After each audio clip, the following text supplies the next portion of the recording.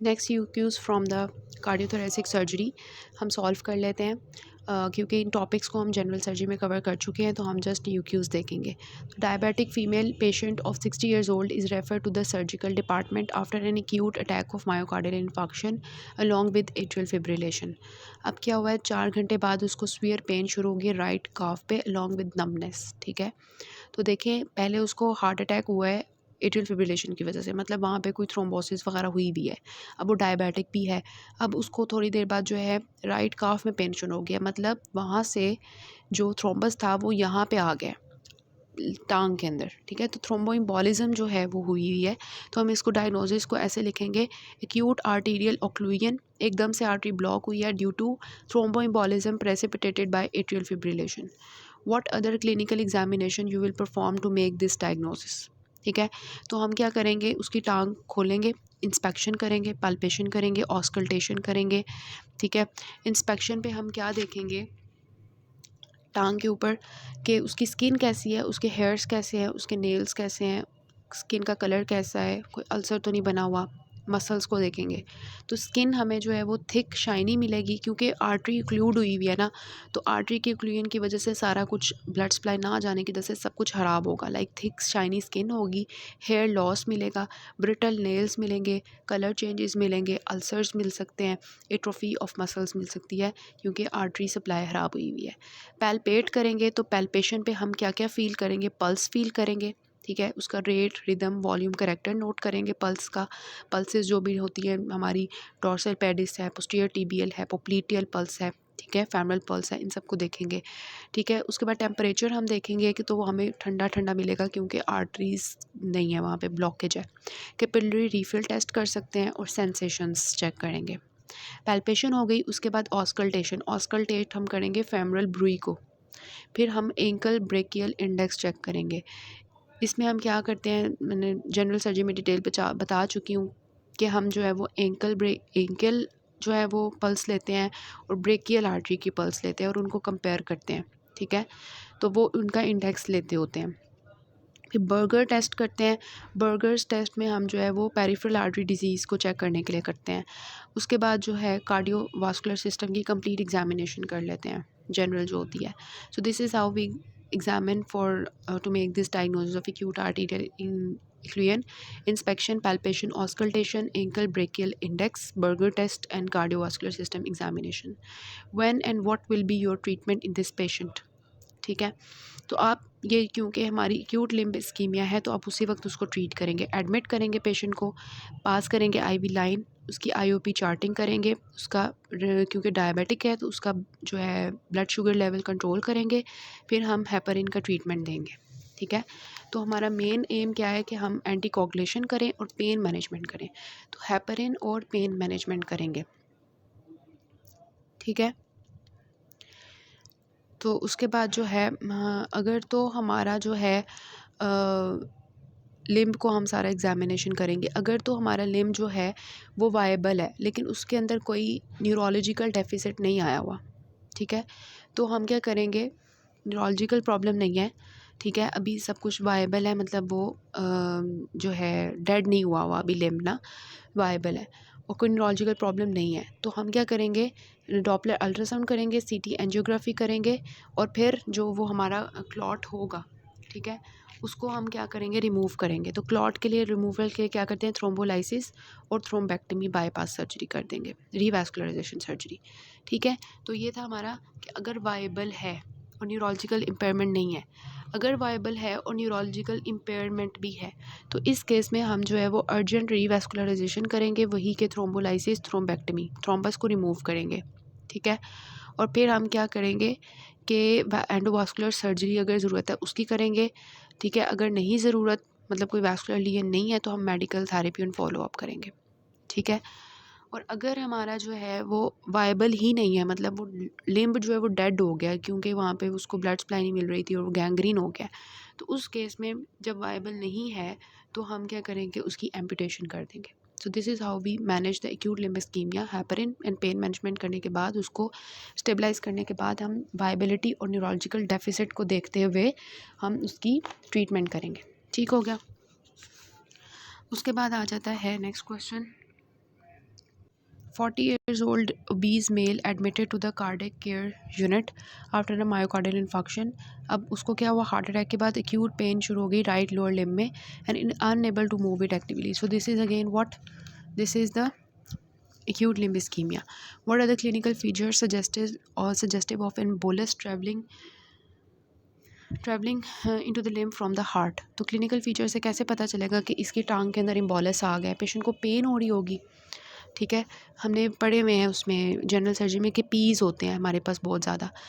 P for pain, P for pulselessness हो जाएगी, पैरेस्थीसियाज होंगे, पैलर हो जाएगा, पैरालिसिस होगा, पॉइकिलोथर्मिया मतलब ठंडी हो जाएगी लिम्ब, ठीक है. तो पेन होगी जब आर्टरी ओक्लूड करेगी, ठीक है. ब्लड नहीं जा रहा तो पेन होगी, आर्टरी ओक्लूड करेगी तो पल्स नहीं होगी तो पल्सलेसनेस होगी, नर्व्स का प्रॉब्लम हो जाएगा, पैरेस्थीसिया, सेंसरी इम्पेयरमेंट, पैलर हो जाएगी क्योंकि ब्लड सप्लाई नहीं जा रहा तो वो पैल हो जाएगी, पेल हो जाएगी, पैरालिसिस हो सकती है और पॉइकिलोथर्मिया मतलब ठंडी हो जाएगी लिम्ब, ठीक है. उसके बाद कहते हैं what are the emergent treatment options for such patients. तो इसमें मेडिकल ट्रीटमेंट हो सकता है या सर्जिकल. मेडिकल में क्या है, जो लोग सर्जरी नहीं करवा सकते उनके अंदर हम थ्रोम्बोलाइटिक थेरेपी करते हैं जिसमें we have the tissue plasminogen activator, urokinase, streptokinase, ठीक है. सर्जिकल ट्रीटमेंट क्या है, एमरजेंसी एम्बोलेक्टमी करते हैं यूजिंग अ फोगार्टीज कैथेटर. और दूसरा एम्बोलेक्टमी के अलावा क्या है, वैस्कुलर बाईपास करते हैं. उसके बाद वो कहते हैं कि व्हाट टाइप ऑफ गैंग्रीन जो है ना वो एक्यूट लिम्ब इस्कीमिया में होता है. तो दिस इज़ ड्राई गैंग्रीन, ठीक है. इन्फेक्टिव गैंग्रीन होना तो उसकी इन्फेक्टिव कॉज हो तो उसकी वजह से जो है ना वेट गैंग्रीन होता है, लेकिन अगर इस्कीमिया की वजह से हो तो ड्राई गैंग्रीन होता है, ठीक है. ये जो क्वेश्चन है आपने तब सॉल्व करने हैं जब आपने जनरल सर्जरी का ये टॉपिक पढ़ लिया. अगर वो नहीं पढ़ा तो फिर आपको ये समझ नहीं आएगी. Female patient of 60 years suffered from acute attack of myocardial infarction along with atrial fibrillation. 4 घंटे बाद उसको जो है राइट काफ में पेन हो गई with numbness. So this is again the acute arterial occlusion due to embolism, ठीक है. ट्रीटमेंट क्या है, एडमिट करेंगे, IV line, IOP charting, heparinisation. और ट्रीटमेंट मैंने आपको बता दिया है कि हेपरिन और पेन मैनेजमेंट के बाद आपने वायबिलिटी और न्यूरोलॉजिकल स्टेटस चेक करते हुए किस तरह से रीवैस्कुलराइजेशन, सर्जरी, एंडोवास्कुलर थेरेपी या एम्पुटेशन की तरफ जाना है, ठीक है, और मेडिकल थेरेपी की तरफ कब जाना है. So we have discussed it in detail. उसके बाद नेक्स्ट क्वेश्चन है क्रोनिक लिम्ब इस्कीमिया में से. सो देखिए 45 years old male diabetic hypertensive smoker, उसको काफ में पेन हो रही है on walking which is relieved on resting. ये समझ आ रही है क्या चीज़ है ये हमने पढ़ चुके हैं. इंटरमिटेंट क्लॉडिकेशन का साइन होता है कि पेशेंट को चलते हुए दर्द होती है टांगों में और रेस्टिंग के वक्त ठीक हो जाती है. और अब वो बता रहे हैं उसकी ब्लैकनिंग भी होना शुरू हो गई है राइट फुट की, मतलब कोई आर्टरी ओक्लूड है, ठीक है. What is your diagnosis, intermittent claudication give the. उसके बाद है how will you confirm it. तो कन्फर्मेशन तो जस्टिफिकेशन आपने दे देनी है कि जी उसको इस वक्त चलते हुए पेन है, रेस्टिंग पे ठीक है, वो इतनी ज़्यादा उसके रिस्क फैक्टर्स भी हैं तो इस वजह से ये है. डायग्नोसिस कैसे कंफर्म करेंगे, CBC करवाएंगे to exclude the anaemia, polycythaemia, renal function test जो है liver function test, LFTs RFTs जिनको कहते हैं, PT APTT करवा लेंगे, कोगुलेशन प्रोफाइल, लिपिड प्रोफाइल करवा लेंगे, ब्लड शुगर लेवल करवा लेंगे, ECG एम्बुलेटरी करवा लेंगे, रेडियो आइसोटोप वेंटिकुलोग्राफी करवा लेंगे. स्पेसिफिक इन्वेस्टिगेशन में आर्टरीज को चेक करने के लिए डॉपलर अल्ट्रासाउंड है, डुप्लेक्स इमेजिंग है और इसके अलावा CT एंजियोग्राफी है, ठीक है. उसके बाद है ऑन एग्जामिनेशन जो है हम एंकल ब्रेकियल प्रेशर इंडेक्स करेंगे. नॉर्मल जो 1 वैल्यू होती है उसको हम कंपेयर करेंगे कि क्या हुई हुई है. उसके बाद जो है हम उसकी क्लॉडिकेशन डिस्टेंस जो है उसकी इंटेंसिटी मेजर करेंगे बाय ट्रेडमिल. उसको ट्रेडमिल करवाएंगे, जब जितनी वॉकिंग डिस्टेंस के बाद उसको पेन होगी हम चेक कर लेंगे कि इस स्टेप पे जाके उसको पेन शुरू हो गई है तो उसकी सीवेरिटी का हमें अंदाज़ा हो जाएगा, ठीक है. तो this is how we perform the general investigation, specific investigations and the examination. उसके बाद कहते हैं based on the clinical presentation what is the most likely site of this disease. तो superficial femoral artery is the most common site of lower extremity arterial sclerosis, ठीक है. फिर वो कहते हैं मैनेजमेंट प्लान बता दें। तो सबसे पहले जनरल कंजर्वेटिव ट्रीटमेंट होता है इसका कि स्मोकिंग सिजेशन करनी है, ओबेसिटी को कंट्रोल करना है, डायबिटीज़ को कंट्रोल करना है, हाइपरटेंशन को कंट्रोल करना है। उसके बाद जो है उसको एक्सरसाइज का कहना है। उसके बाद जो है उसको elevation of the head end of the bed करना है, बर्गर्स पोजीशन, मतलब उसका जो पोजीशन उसकी जो है ना मेंटेन करनी है। ड्रग्स हम कौन सी देंगे? एंटी प्लेटलेट ड्रग्स जिसमें एस्पाइरिन है, क्लोपिड्रोग्लेट है, डायपिराडामोल है, टिक्लोपिडीन है। एंटी डायबिटिक ड्रग्स देंगे जिसमें मेटफॉर्मिन है, सल्फोन्यूरियाज है। एंटी हाइपरटेंसिव ड्रग्स देंगे जिसमें we have the anti hypertensive drugs. उसके बाद जो है एनाल्जीसिया देंगे, ओपियोइड्स और नॉन ओपियोइड्स, एंटी लिपिडेमिक्स देंगे, स्टेटिन्स देंगे। ठीक है, तो हमने जो है एंटी डायबिटिक, एंटी हाइपरटेंसिव, एनाल्जीसिया और एंटी लिपिडेमिक्स और एंटी प्लेटलेट्स दे देने हैं। फिर आ जाते हैं मिनिमली इन्वेसिव प्रोसीजर्स। इसमें परक्यूटेनियस ट्रांसल्यूमिनल एंजियोप्लास्टी है और एंडार्ट्रेक्टमी है। और इसके अलावा एंजियोप्लास्टी हो गया और एंडार्ट्रेक्टमी हो गया और इंट्राल्यूमिनल स्टेंट्स हो गए। So we have discussed these procedures in detail in the arterial disorders chapter. Then is 55 years old salesman जिसको पेन हो रही है चलते हुए 1 किलोमीटर, और जैसे ही वो रेस्ट पे जाता है तो पेन ठीक हो जाती है, लेकिन जैसे ही वो फिर चलना शुरू करता है फिर उसको पेन शुरू हो जाती है। वो स्मोकर भी है, हाइपरटेंसिव भी है। उसके बाद पैल्पेशन में उसकी जो है ये सारी जो है राइट पोप्लीटियल, टिबियल, डॉर्सलिस पेडिस, ये सारी पल्सेस एब्सेंट हैं। तो दिस इज़ इंटरमिटेंट क्लॉडिकेशन। ठीक है, उसके बाद है कि what is the probable cause. तो कॉज क्या है? आर्टीरियल स्टेनोसिस या फेमरोपोप्लीटियल आर्टरी ऑब्स्ट्रक्शन। उसके बाद हाउ विल यू इन्वेस्टिगेट, वो हमने कर लिया। जनरल इन्वेस्टिगेशंस क्या करेंगे, स्पेसिफिक क्या करेंगे और एग्जामिनेशन कैसे करेंगे। Next question is 45 years old male who is immunocompromised presented with gangrene. What are the different types of gangrene? ठीक है, टाइप्स ऑफ गैंग्रीन क्या होते हैं? ड्राई गैंग्रीन होता है, वेट गैंग्रीन होता है, गैस गैंग्रीन होता है, इंटरनल गैंग्रीन होता है, फॉर्नियर्स गैंग्रीन होता है और मेलानेज गैंग्रीन होता है। ठीक है, ड्राई गैंग्रीन जो होता है उसमें क्या होता है, स्किन का कलर जो है वो ब्राउन, पर्पलिश, ब्लू या ब्लैक हो जाता है और स्किन बहुत ज़्यादा ड्राई होती है, इस वजह से इसको कहते हैं ड्राई गैंग्रीन। ये आहिस्ता आहिस्ता होता है, डेवलप स्लोली, और ज़्यादातर ये उन लोगों में होता है जिनके अंदर आर्टेरियल ब्लड वेसल डिजीज़ होती है, लाइक एथरोस्क्लेरोसिस, या वो लोग जिनको डायबिटीज़ है। ठीक है,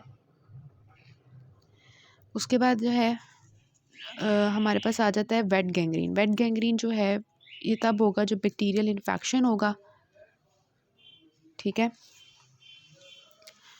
तो क्या होगा, इन्फेक्शन की वजह से ना वहाँ पर जो है जो गैंग्रीन होगा उसको वेट गैंग्रीन कहते हैं, जिसमें क्या होगा, स्वेलिंग, ब्लिस्टरिंग हो जाएगी, वेट अपेरेंस हो जाएगी, इस वजह से इसको वेट गैंग्रीन कहते हैं।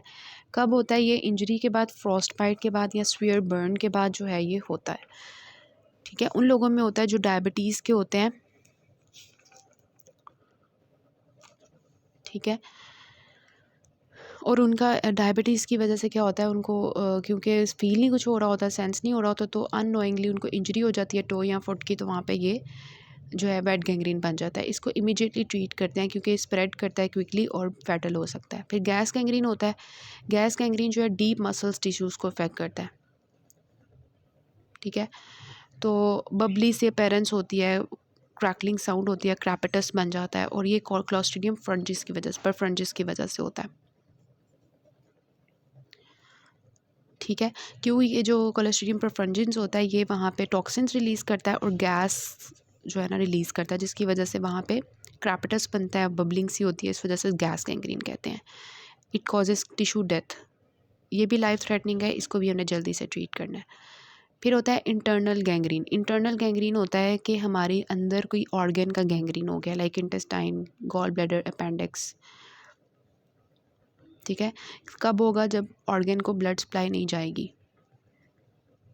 ठीक है, लाइक जैसे हर्निया हो जाता है तो उसमें उसकी ऑब्स्ट्रक्शन हो जाती है ब्लड सप्लाई, तो स्ट्रैंगुलेशन हो जाती है, तो उसकी जैसे गैंग्रीन हो जाएगी। पेशेंट फीवर और स्वेयर पेन के साथ आएगा, तो अगर इसको ट्रीट नहीं करते तो इट कैन बी फैटल, तो इसको इंटरनल गैंग्रीन। अगर जेनिटल ऑर्गन्स का गैंग्रीन होता है तो उसको कहते हैं फॉर्नियर्स गैंग्रीन, जिसपे मेन ज़्यादा इफेक्ट होते हैं। जेनिटल ऑर्गन्स पे ये गैंग्रीन होता है। Due to infection of the genital area और द यूरिनरी ट्रैक्ट इन्फेक्शंस। तो पेशेंट पेन के साथ आएगा, genital pain, tenderness, redness, swelling के लिए साथ। इसी तरह अगर एक होता है मेलेनेस गैंग्रीन, ठीक है, सर्जरी के ना कुछ हफ्तों बाद जो है पेनफुल स्किन लीजन्स बन जाती हैं, उसको कहते हैं मेलेनेस गैंग्रीन, ठीक है। सो ये हमारी टाइप्स ऑफ गैंग्रीन हो गई, wait gangrene, dry gangrene, gas gangrene, internal gangrene और फोरनियर्स गैंग्रीन और मेलेनेस गैंग्रीन, ठीक है। उसके बाद आ जाता है इन्वेस्टिगेशंस। तो इन्वेस्टिगेशंस के लिए हम क्या करवाएंगे, गैंग्रीन के लिए ब्लड टेस्ट करवाएंगे, सीबीसी जिसमें WBC हमारे पास अगर इन्फेक्शन है तो वो रेज्ड होंगे। इमेजिंग टेस्ट करवाएंगे जिसमें एक्सरे है, CT स्कैन है, MRI है, ताकि हम इंटरनल बॉडी स्ट्रक्चर्स को देखें, इंटरनल ऑर्गन्स को, ब्लड वेसल्स, बोन्स को और गैंग्रीन की एक्सटेंट को देखें। फिर वी हैव द आर्टियोग्राम जिसमें हम आर्टरीज़ को देखते हैं, जिसके थ्रू हम क्या करते हैं, आर्टियोग्राम में डाई इंजेक्ट करते हैं और फिर आर्टरीज़ की पिक्चर्स ले लेते हैं। इसके अलावा हम जो है वो सर्जरी परफॉर्म कर सकते हैं to determine the extent to which the gangrene has spread within the body, और फिर हम कल्चर ले सकते हैं फॉर क्लोस्ट्रीडियम परफ्रंटिस को आइडेंटिफाई करने के लिए। So we have the blood test, imaging test, surgery and fluid और tissue culture. Then the treatment options. Treatment depends upon कि हमारी सेवेरिटी ऑफ गैंग्रीन कितनी है। तो we have different options like surgery, इसमें हम क्या करेंगे, जो डेड टिश्यू होगा उसको हम रिमूव कर देंगे, जो डैमेज या डिजीज़ ब्लड वेसल्स हैं उनको रिपेयर करेंगे। रिकन्स्ट्रक्टिव सर्जरी अगर हमें चाहिए तो वो करेंगे, लाइक हमने वो हिस्सा रिमूव किया तो स्किन ग्राफ्टिंग हम वहाँ पे प्लेस कर सकते हैं, ठीक है, और ये सब कुछ हम कर सकते हैं। और अगर वो बहुत ज़्यादा स्वेयर हो गया गैंग्रीन तो हम क्या करेंगे, एम्पुटेशन कर देंगे, ठीक है, और आर्टिफिशियल लिम्ब प्रोस्थेसिस लगा देंगे उसकी जगह पे। सर्जरी के बाद क्या है, अगर इन्फेक्शन है तो उसके केस में हम एंटीबायोटिक्स IV देते हैं। इसके अलावा हम सपोर्टिव केयर देते हैं जिसमें हाइपरबैरिक ऑक्सीजन थेरेपी है, फ्लूइड्स हैं, न्यूट्रिएंट्स हैं, pain medications to relieve the discomfort. So this is how we treat the gangrene. तो different treatment options are surgery, antibiotics, hyperbaric oxygen therapy, supportive care, fluids, nutrients, pain medication to relieve the discomfort. ठीक हो गया। Then is the question, 65 years old male presents with an ulcer of the long duration of his right ankle. On examination irregular है, वो shallow है, pale looking ulcer on the medial aspect of the ankle. What is the probable cause of this ulcer?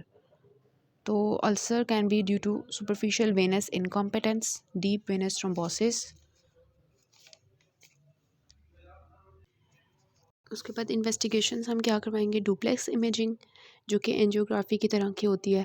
इसके अलावा Doppler ultrasound है जो blood flow का हमें बता देगा, और CT एंजियोग्राफी है जब हम डुप्लेक्स स्कैनिंग नहीं करवा सकते। फिर मैनेजमेंट क्या है कि जो कॉज है उसको ट्रीट करना है, जो लोकल वुंड है उसको ट्रीट करना है, कॉज को ट्रीट करना है, लाइक वेरिकोस वेन्स है तो उसको ट्रीट करने हैं, हाइपरटेंशन और डायबिटीज़ को कंट्रोल करना है, लेग एलिवेशन करनी है एट द बेड टाइम, उसके बाद कंप्रेशन थेरेपी है, उसके बाद जो इन्फेक्शंस हैं उनको ट्रीट करना है, जो भी नेक्रोटिक या इन्फेक्टेड टिश्यू है उसको डिब्राइड करना है, उसके बाद सिस्टेमिक एंटीबायोटिक्स दे देने हैं।